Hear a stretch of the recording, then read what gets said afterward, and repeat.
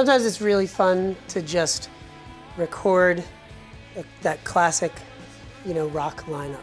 It's really, really common for somebody to try to squeeze too many competing details into a song. And Big Troubles didn't really aspire to any of that. They wanted to be that sort of big rock archetype.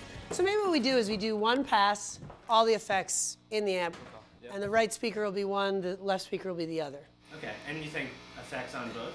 Yeah, fuck it. Okay, cool. Well, basically going into it, just knowing that we wanted massive wall of sound kind of stuff, we're just thinking about what amps and guitar combinations and like effects would make the most sense without, stepping on top of each other. Electric guitars, especially distorted electric guitars, have the overwhelming tendency to flatten out really quickly, especially when you add layer upon layer upon layer. We were going to have to actually try to figure out how to make three-dimensional guitar sounds.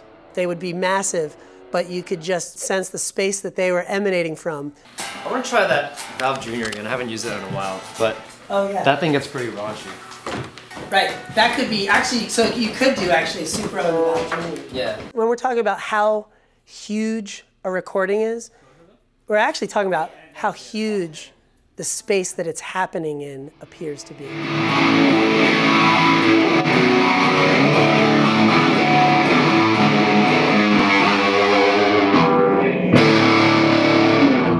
Love the sound. Yeah. Big part of the sound was this little Epiphone head, which was run into a Marshall tall cab that had 4 12-inch greenbacks in it.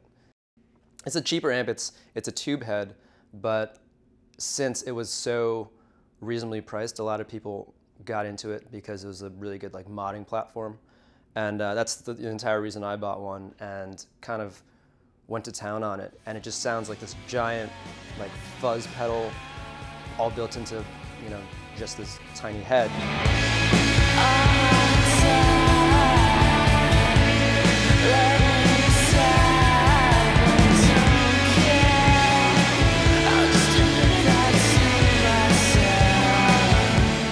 The Big Trouble session was the first session that we had the full line of Telefunken mics to play with. And our initial reaction was to try and use as many of them as possible. So obviously when it came down to, pulling all this stuff out, we were just like, well, I really want to try out the U47 and the Elam 251. Let me see where you are on this, if you... Sure. We had set up both of them to kind of shoot them out. They were running through a DW Fern preamp, and Alex's voice just seemed to be really sibilant. All right, so get in front of the mic and let me hear you do S's. S something, I always... We were playing around for a while with just mic positioning, either angling the mic a little higher or lower, and how far away he was from the mic, and it just seemed like nothing was really making that much of a difference. The next thing we did was pull out a Shure SM7, which is a pretty reasonably priced large diaphragm dynamic mic. For the song and for Alex's vocal, it seemed to do the job.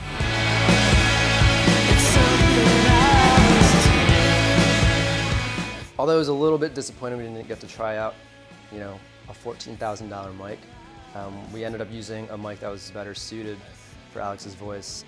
Stuff like that sibilance, that's the stuff that comes out and really hops out of the mix in a really undesirable way.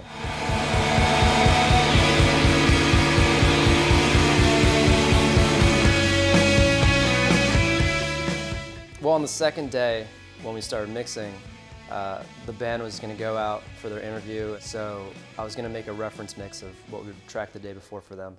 Can you make the first outport mix of this just so that we can kind of laugh?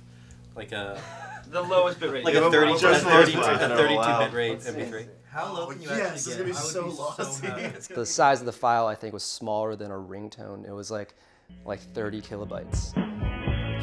Sounds so good. Oh my god, it sounds amazing. It sounded surprisingly good.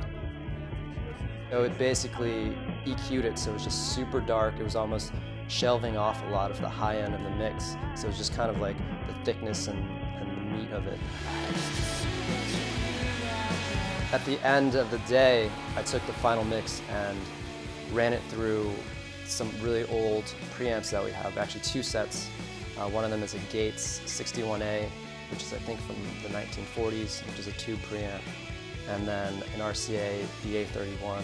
And it's kind of wrong to do that, but it seemed to add a little bit of that compactness that that strange MP3 ended up having.